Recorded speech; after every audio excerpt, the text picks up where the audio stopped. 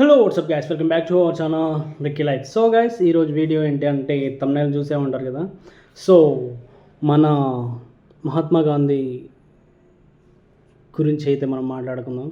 So ఈ space ఎందుకు ఇచ్చిందంటే, ఆ పేరు తలుచుకుంటేనే, ఆ పేరు పెట్టి పిలవాలంటేనే, మహాత్మా అని అనాలంటేనే నాకు ఒక రకంగా ఉందన్నమాట.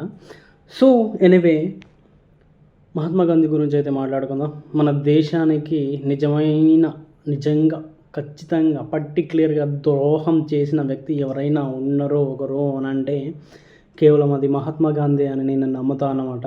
సో ఎందుకంటే నా విశ్లేషణ ఏనండి, మీరు కొన్ని చరిత్ర సంబంధించిన కొన్ని విషయాలు తెలుసుకోండి. అప్పుడు మీకు అనిపించలేదనుకో, ఒకసారి కామెంట్ చేయండి, ఖచ్చితంగా అనిపిస్తుంది. సో నా వీడియో ఫస్ట్ టైం చూస్తున్నట్లయితే లైక్ చేయండి, షేర్ చేయండి, కామెంట్ చేయండి, సబ్స్క్రైబ్ చేయడం మాత్రం మర్చిపోకండి. Please do subscribe my channel Ricky life. So ఇప్పుడైతే మనం టాపిక్లోకి వెళ్దాం. సో మోహన్ దాస్ కరమ్చంద్ గాంధీ, మహాత్మా గాంధీ మన దేశానికి స్వాతంత్రం రావడానికి, స్వాతంత్రం తెచ్చిన వాళ్ళలో అగ్రగామి ఎవరైనా ఉన్నారు అని అంటే మోహన్ దాస్ కరమ్చంద్ గాంధీ అని చెప్పేసి మనం అనుకుంటాం అనమాట. సో అతని ఫోటో కూడా మనం కరెన్సీ మీద వేసుకొని మనం అంత అభిమానంగా చూసుకుంటూ ఉంటాం. అతని స్టాచ్యూలు ఎక్కడ పడితే అక్కడ ఉంటాయి. అస్సలు ఇదంతా దేనికి? అసలు మోహన్ దాస్ కరమ్చంద్ గాంధీ, మహాత్మా గాంధీ మన దేశం కోసం ఏం చేసిండో, అసలు దేనికోసం పోరాడిండో, అసలు ఏం చేసిండో.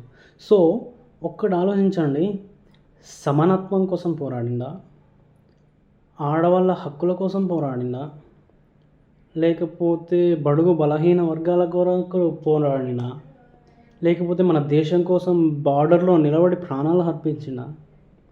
సో దేనికోసం మహాత్మా అని బిరుదిచ్చిర్రో నాకైతే అర్థం కాలే. అప్పుడు కూడా ఒకటి డప్పు ఒకడు కొట్టుకోవడం, ఒకటి డప్పు ఒకడు కొట్టుకోవడం అనమాట. ఒకడు ఒకనికి బెదిరిస్తే ఇంకోనికి బిరుదు ఇవ్వడం, ఒకనికి బిరుదిస్తే ఇంకోనికి అధికారం ఇవ్వడం. సో ఇది చాలా వరకు మన దేశంలో నడిచింది. ఇప్పటికి కూడా ఆ ప్రాసెసింగ్ నడుస్తూనే ఉందన్నమాట. సో కేవలం మహాత్మా గాంధీ పోరాడింది దేనికోసం అంటే, బ్రిటిష్ వాళ్ళని మన దేశం నుండి బయటికి పోగొట్టడానికి. సో వెళ్ళగొట్టిన తర్వాత మన దేశంలో సమానత్వం ఎక్కడుంది?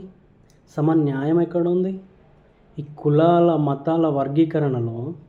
మతాల ఒక వృక్షం అనే వర్గీకరణలో బడుగు బలహీన వర్గాల వారిని దోచుకోవడమే, శ్రమను దోచుకోవడమే.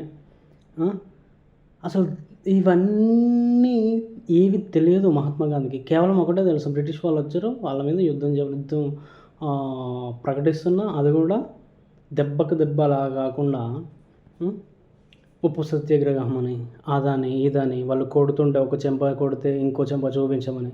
సో ఇవన్నీ కథలు ఆడాడు.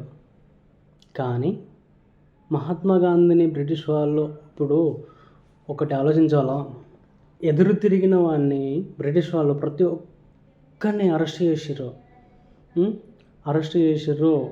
భగత్ సింగ్కి ఉరిశిక్ష చేసిర్రు, అల్లూరి సీతారామరాజుని కాల్చి చంపేసిర్రు. ఇలా చూసుకుంటూ పోతే ఎదురు తిరిగిన ప్రతి ఒక్కరికి శిక్ష పడేలా చేసిర్రు. విచిత్రంగా హింసలు పెట్టిర్రు, కాళ్ళు ఎరగొట్టిర్రు, జైల్లో పడేసిర్రు, కఠిన గారాగార శిక్ష చేసిర్రు, జీవిత ఖైదు వేసిర్రు. కానీ మహాత్మా గాంధీకి ఎందుకు వేయలేదు? సో మహాత్మా గాంధీ వల్ల బ్రిటిష్ వాళ్ళకి ఎలాంటి ప్రాబ్లం లేదు.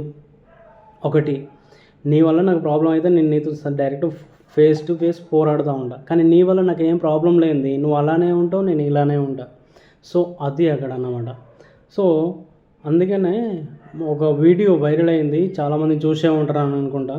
సో బ్రిటిష్ మనకు ఇండిపెండెన్స్ వచ్చిన తర్వాత బ్రిటిష్ జనరల్ మన దేశానికి వచ్చినప్పుడు, మీరు మా దేశాన్ని వదిలిపెట్టి వెళ్ళడానికి రీజన్ ఎవరు అని అంటే మహాత్మా గాంధీ పేరు చెప్తే మినిమల్ అని చెప్పిండనే ఒక వీడియో అయితే చూసాను అనమాట. సో అక్కడే అర్థమవుతుంది మహాత్మా గాంధీ చేసిన పోరాటం ఇంత ఎఫెక్ట్ కూడా లేదు బ్రిటిష్ వాళ్ళపైన. కేవలం సుభాష్ చంద్రబోస్, భగత్ సింగ్ లాంటి గొప్ప అమర వీరుల వల్లనే మనకు స్వాతంత్రం వచ్చిందని నేను గట్టిగా నమ్ముతా ఉన్నాను అన్నమాట. సో ఇప్పుడు మహాత్మా గాంధీ దగ్గరికి వస్తే, మన దేశానికి స్వాతంత్రం వచ్చిన సమానత్వం ఇవ్వలేదు.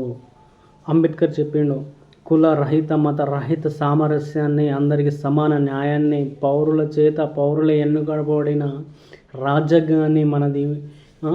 అలాంటి రాజ్యాంగంలో మనకి కులరహిత వివక్ష ఉండకూడదు అని చెప్పేసి చెప్పినప్పుడు మహాత్మా గాంధీ దేనికోసం పోరాడిండు? అంబేద్కర్ తోటి దేనికోసం పోరాడిండంటే కుల వివక్ష కోసం పోరాడిండు, మత వివక్ష కోసం పోరాడిండు. నాకు కులాలు కావాలి, కుల వివక్ష ఉండాలి మన దేశంలో అన్నాడు. నాకు మతాలు కావాలి, మత వివక్ష ఉండాలి మన దేశంలో అన్నాడు. సో మనకు ఫ్రీడమ్ వచ్చినప్పుడే చాలామంది అన్నారు మన హిందూ దేశం కాబట్టి కేవలం మన దేశంలో హిందువులే ఉండాలి, ముస్లింలు ఇతర మతస్థులు ఉండొద్దు అని చెప్పారు. కానీ మహాత్మా గాంధీ ఎందుకు ఉండనిచ్చిండు వేరే మతస్థులను? ఎందుకంటే మహాత్మా గాంధీకి మత వివక్ష కూడా కావాలి. ఇక్కడ భిన్నత్వంలో ఏకత్వం అనేది ఎంతవరకు మనం నమ్ముతామో మన దేశంలో, దాని వెనుక ఉన్న రహస్యం ఏంటంటే మన దేశంలో హిందువుల కింద పక్కా హిందూవాది ఎవరంటే మహాత్మా గాంధీ.